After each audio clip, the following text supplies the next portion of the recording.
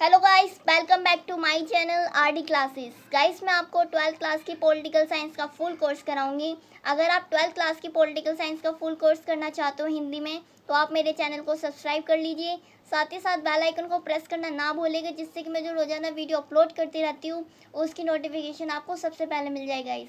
इसके साथ साथ अगर आपको किसी भी पर्टिकुलर चैप्टर में या किसी भी पर्टिकुलर क्वेश्चन में कोई भी डाउट आ रहा है, कोई भी इशू आ रहा है, ये रहा मेरा व्हाट्सएप नंबर 9990158317। आप मुझे इस नंबर पर उस क्वेश्चन की पिक सेंड कर सकते हो, मैं आपको बता दूंगी उसका सॉल्यूशन क्या होगा। इसके अलावा अगर आपको मेरे जो पॉलिटिकल साइंस के नोट्स हैं ये चाहिए, इसके लिए भी आप मुझे यहाँ पर ही टेक्स्ट कर सकते हो, मैं आपको वहाँ प्रोवाइड करा दूंगी। इससे प्रीवियस वीडियो में जो हमने डिस्कशन किया था वो था सोवियत प्रणाली या सोवियत व्यवस्था की विशेषताएं और उसकी कमियां। आज हम डिस्कशन करने जा रहे हैं सोवियत प्रणाली के निर्माता, यानी कि सोवियत संघ के स्टार्टिंग जो उसकी स्थापना हुई थी और उसकी जो विघटन हुआ तब तक के जो कौन कौन से नेता थे वो हम यहाँ पढ़ने वाले हैं। ये फर्स्ट नेता जो थे हमारे लेनिन, व्लादिमीर लेनिन का जन्म 1870 और देहांत 1924 में हुआ। यह यूएसएसआर के संस्थापक तथा अध्यक्ष रहे 1917 से 1924 तक। दूसरे नेता थे हमारे जोजेफ स्टॉलिन। इनका जो कार्यकाल था 1879-1953 तक था। ये यूएसएसआर के सर्वोच्च नेता बने। तीसरे थे हमारे निकिता क्रुश्चेव। ये 1953 से 1964 तक यूएसएसआर के राष्ट्रपति रहे।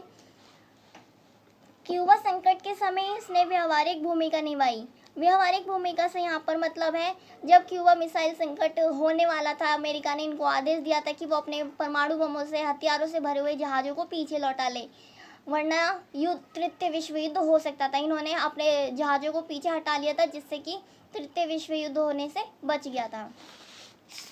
चौथे जो हमारे नेता हैं वो हैं ब्रेजनेव। लियोनिड ब्रेजनेव का जन्म 1906 तथा 1982 में इनका देहांत हो गया था। यह 1964 से 1982 तक यूएसएसआर के राष्ट्रपति रहे। पांचवें और अंतिम नेता हमारे मिखाइल गोर्बाचेव का जो जन्म है 1931 में हुआ। यह यूएसएसआर के अंतिम राष्ट्रपति 1985 से 1991 तक रहे। इन्होंने पेरेस्ट्रोइका यानी कि पुनर्रचना और ग्लासनोस्ट यानी कि खुलेपन के आर्थिक और राजनीतिक सुधार किए। नेक्स्ट टॉपिक है हमारा बर्लिन दीवार का पतन। बर्लिन जो है आपको, जैसे कि मैंने बता ही दिया था, जर्मनी की राजधानी है ये, ठीक है। जब बर्लिन की दीवार का पतन यानी कि इसको गिरा दिया गया था।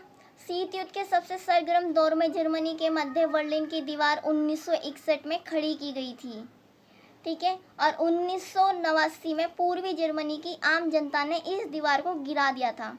देखिए, पूर्वी जर्मनी यानी कि इसका जो नेतृत्व है वो है यूएसएसआर कर रहा था और पश्चिमी जर्मनी का अमेरिका कर रहा था। यह घटना शीत युद्ध की समाप्ति के रूप में हुई।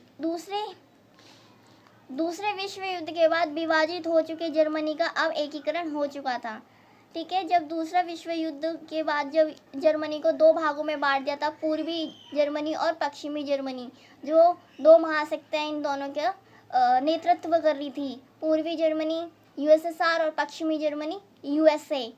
अब जब इसका जो पूर्वी जर्मनी की जो आम जनता थी उसने इस दीवार को गिरा दिया था, इससे क्या हुआ कि अब जर्मनी का एकीकरण हो चुका था। अब जर्मनी दो भागों में ना होकर के एक जर्मनी हो चुका था। नेक्स्ट टॉपिक है हमारा सोवियत प्रणाली की विफलता या सोवियत संघ के विघटन के कारण। आखिरकार क्यों सोवियत संघ विघटन हुआ, क्यों समाप्त हुआ सोवियत संघ? यूएस से भी तो समाप्त हो सकता था, दोनों ही महाशक्तियां थी पूरे विश्व में। फिर सोवियत संघ ही क्यों, उसका ही क्यों पतन हुआ, उसका ही क्यों सोवियत संघ ही क्यों समाप्त हुआ? आइए इसके कुछ कारण पे हम थोड़ी सी नज़र डालते हैं। पहला कारण है हमारा स्वतंत्रता पर अंकुश।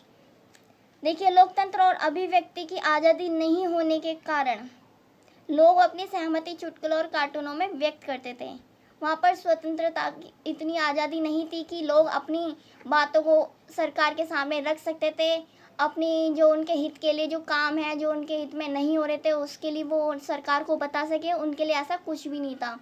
वहाँ पे उनको ऐसी आज़ादी नहीं थी। दूसरा जो हमारा जो कारण है वो है एक दलीय शासन, यानी कि सोवियत संघ में एक दल यानी कम्युनिस्ट पार्टी का शासन था। वहाँ पर सिर्फ एक ही पार्टी थी, कम्युनिस्ट पार्टी। उसके उसके क्या वो कंपटीशन में कोई दूसरी पार्टी नहीं थी। यह दल जनता के प्रति जवाबदेही नहीं था। अगर ये कुछ भी करता है तो उसको कोई जवाब नहीं देना जनता को कि मैंने ऐसा क्यों किया, बस इसने जो कर दिया वो जनता को मानना था। तीसरा जो है रूस का प्रभुत्व। जनता ने अपनी संस्कृति और बाकी मामलों की सांस संभाल अपने आप करने के लिए 15 गणराज्यों को आपस में मिलाकर यूएसएसआर बनाया था। लेकिन पार्टी ने जनता की इस इच्छा को पहचानने से इनकार कर दिया, यानी कि कम्युनिस्ट पार्टी ने। सोवियत संघ के नक्शे में रूस संघ के 15 गणराज्यों में से एक था, लेकिन वास्तव में रूस का हर मामले में प्रभुत्व था, यानी कि उसका अधिकार था, वर्चस्व था, दबदबा था। इससे जनता दमित महसूस करती थी, यानी कि दबा महसूस करती थी। आज़ादी तो थी ही नहीं वहाँ पे, इसलिए अपने आप को दमित महसूस करती थी। हमारा जो चौथा कारण है वो शस्त्रीकरण है। हथियारों की होड़ में यूएसएसआर ने समय समय पर अमेरिका को बराबर की टक्कर दी थी, लेकिन उसे यूएसएसआर को इसकी भारी कीमत चुकानी पड़ी।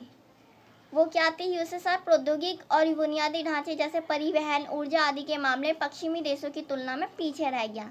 और सबसे बड़ी बात यह थी कि यूएसएसआर अपने नागरिकों की राजनीतिक और आर्थिक आकांक्षा को पूरा नहीं कर सका। उसने अमेरिका को हराने के चक्कर में वो अपनी जनता की ओर ध्यान नहीं दे सका, उनकी आकांक्षा को पूरा नहीं कर सका। पांचवा जो हमारा कारण है वो है गैर जिम्मेदार नौकरशाही। सोवियत प्रणाली पर नौकरशाही का शिकंजा कसता चला गया, यानी कि जो गवर्नमेंट सर्वेंट थे, जो सरकार के कर्मचारी थे, कम्युनिस्ट पार्टी के नेता थे और नागरिक उनका शिकंजा जो है वो कसता चला गया और नागरिकों का जीवन कठिन होता चला गया। हमारा जो छठा कारण है वो है आर्थिक कठिनाइयाँ। खाद्यान्न का आयात साल दर साल बढ़ता गया। आयात जो है वहाँ पर साल दर साल बढ़ता गया, क्योंकि जब अपने ही देश में कुछ खाने के लिए है ही नहीं तो आयात दूसरे देशों से करना ही पड़ेगा, और दूसरे देशों से आयात जो है वो साल दर साल बढ़ता गया और 1970 के दशक के अंतिम वर्षों तक यह व्यवस्था लड़खड़ा गई। अब जो हमारा सातवां जो वो है कारण गोरबाचेव के विचार, यानी कि हमारे अंतिम राष्ट्रपति, हमारे नहीं, यूएसएसआर के गोरबाचेव थे अंतिम राष्ट्रपति, उनके विचार थे। गोरबाचेव के निजी विचारों ने भी उन्हें अर्थव्यवस्था और शासन में सुधार के कदम उठाने को बाध्य किया। गोरबाचेव के कुछ निजी विचार थे अर्थव्यवस्था में शासन के सुधार में। देखिए क्या है कि गोरबाचेव के जो विचार थे वो एक लोकतांत्रिक व्यवस्था को अपनाना चाहते थे। उन्होंने अपने जो निजी विचार थे कि लोकतंत्र व्यवस्था को आना चाहिए, इसी चीज देखिए यहाँ से समझते हैं। यह तानाशाही व्यवस्था के स्थान पर लोकतांत्रिक व्यवस्था को शांति और सुरक्षा तथा विकास के लिए अधिक उपयोगी मानते थे। ये लोकतांत्रिक को और शांति, सुरक्षा तथा विकास के लिए अधिक उपयोगी मानते थे। लेकिन क्या हुआ, जो कम्युनिस्ट पार्टी थी उन्होंने इनका विरोध किया। ठीक है, साम्यवादी या कम्युनिस्ट पार्टी के सदस्य के मन में इस बात को लेकर असंतोष उत्पन्न हुआ कि गोरबाचेव की पहल के कारण उनके विशेष अधिकारों में कमी आ रही है। यानी कि अगर वहाँ पे लोकतंत्र आ जाएगा तो कम्युनिस्ट पार्टी का जो दबदबा है, जो वर्चस्व है, वहाँ पे कम हो जाएगा। लोग उनकी बातों को नहीं सुनेंगे, उनके जो विशेष अधिकार है वो खत्म हो जाएंगे। इस प्रकार खींचतान के कारण इधर गोरबाचेव चाहते थे कि लोकतंत्र की स्थापना हो, शांति हो, सुरक्षा हो, विकास हो, लेकिन कम्युनिस्ट पार्टी ऐसा नहीं चाहती थी, वो उनके विचारों का विरोध करती रही। और इसी प्रकार खींचतान के कारण 1989 के अंत तक सोवियत संघ में विघटन होने की रेखा साफ साफ दिखाई देने लगी और 1991 में यूएसएसआर का विघटन हो गया। मिलते हैं ऐसे इंटरेस्टिंग टॉपिक के साथ नेक्स्ट वीडियो में। तब तक के लिए बाय बाय, टेक केयर।